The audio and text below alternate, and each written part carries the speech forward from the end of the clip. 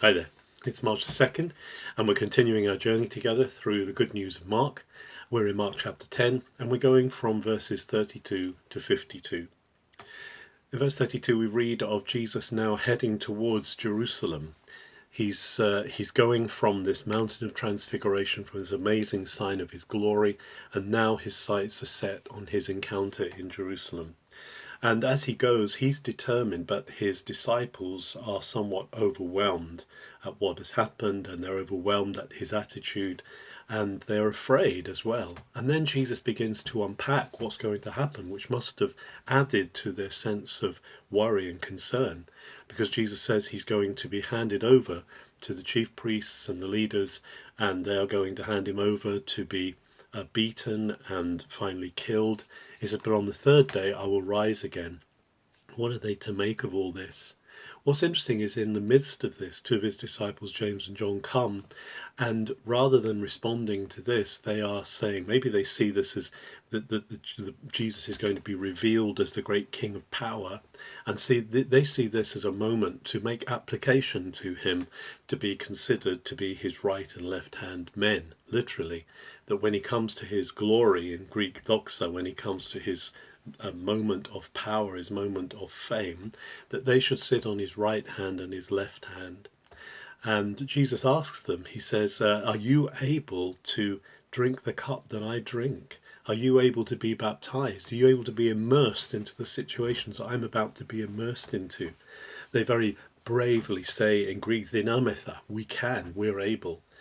Jesus says, actually, you will share this immersion. You are going to share this immersion into suffering and into pain and into cost. But actually, to say who's going to sit on my right hand and my left hand is not mine to give, but my Father who is in heaven.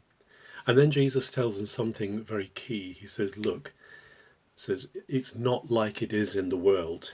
In God's kingdom, when God is king, then those who want to be great are servants of all. They become, in fact, the word he uses is a slave of all. He says the people of the world lord it over one another, and he uses a very interesting Greek word here. He uses the word katakrievousin. They overpower, they overlord it over others. They push others down with their power. He says, but that's not how it is. In God's kingdom, when God is king, it's about lifting up those whom you serve. It's not about pressing down, but lifting up. And Jesus says, this is how it is in my kingdom, so you have to become the servant of all. Whoever wants to be greatest must become least.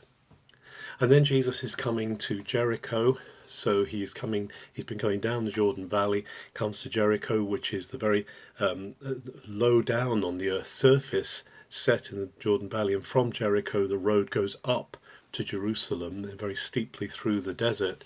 And as he comes through Jericho, a blind man there hears that he's coming by.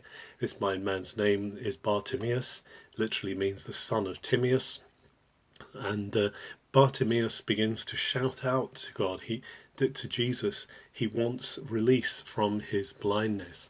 And so he shouts out words actually that are quite familiar in many ways. He shouts out, Yos David, Yisu eleison me. And in Greek, we're maybe familiar with the words eleison me, because it's the words that are taken into many of our Christian prayers and many of our Christian liturgies to say, have mercy on me. So he's literally using those words, eleison me, Jesus, son of David, have mercy on me. And he shouts and he shouts, and Jesus hears him.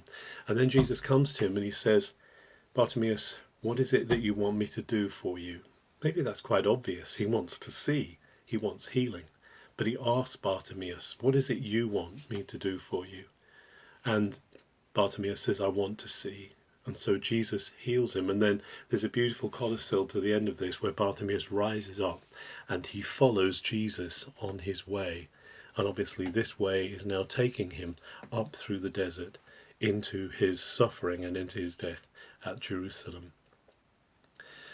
It's so important that we have the heart of Jesus in matters where it concerns others. We are not called as Christian people, as followers of Jesus, to lord it over, to overpower, overwhelm.